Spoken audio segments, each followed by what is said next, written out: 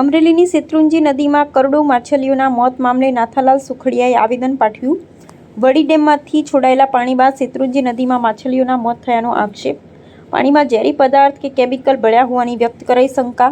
ફતેપુર, ચાંપાથળ, દેવભૂમિ દેવળ, નાના મોટા ગોખરવાડ સહિતના વિસ્તારોમાં પાણીના સેમ્પલ લઈ તપાસ કરવાની માંગ।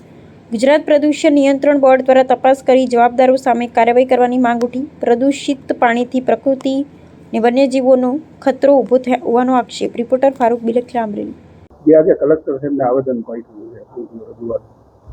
અમારે દેવભૂમિ દેવળિયા ગામ, ગોખરવાડા, ચાપાથળ, ફતેપુર, ખંભાળિયા વિસ્તારમાંથી ઠેબી નદી, વડી નદી પસાર થાય છે। એની અંદર ગત છેલ્લા 5 દિવસથી વડી ડેમને રિપેરિંગને કારણે ડેમમાંથી પાણી છોડવામાં આવતા છેલ્લા 5 દિવસમાં કરોડોની સંખ્યામાં બંને બાજુ પાળા લાગી ગયા। માછીઓનો તમામ મચ્છીઓ લગભગ મૃતપાય થઈ ગઈ।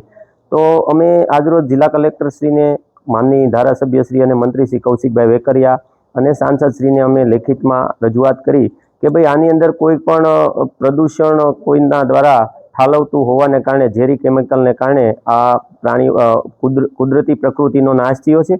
ભવિષ્યમાં હવે થોડા દિવસો બાદ આ ઉનાળાનો સિઝન હોય અને આ વિસ્તારમાં એશિયાટિક સિંહો વસે છે, બીજા પક્ષીઓ, પ્રાણીઓ, પ્રકૃતિને મોટું નુકસાન થાય એમ હોય તો આ પાણી બાબતે જે કોઈ ઠાલવે છે તેમની તપાસ કરીને પગલાં ભરવા અને પાણીનું લેબોરેટરી કરાવી જીપીસીબી મારફતે આ વિસ્તારની અંદર સર્વે કરીને કોઈ પણ કંપની કે ઉદ્યોગો દ્વારા આ નદીની અંદર ઝેરી પદાર્થ ઠાલવવામાં આવતો હોય તો એને જવાબદાર ગણી અને કડક કાર્યવાહી થાય અને ભવિષ્યમાં આવા કુદરતી જીવો કે જે પ્રકૃતિને કાયમને માટે ચાચવે છે એવા પ્રકૃતિના જીવોનો ફરીવાર આવો અકુદરતી રીતે મૃત્યુ ન થાય એ જોવા માટે આજે કલેક્ટરશ્રીને મળ્યા। કલેક્ટરશ્રી દ્વારા જીપીસીબીને જાણ કરવા માટેની અમને ખાતરી આપવામાં આવી।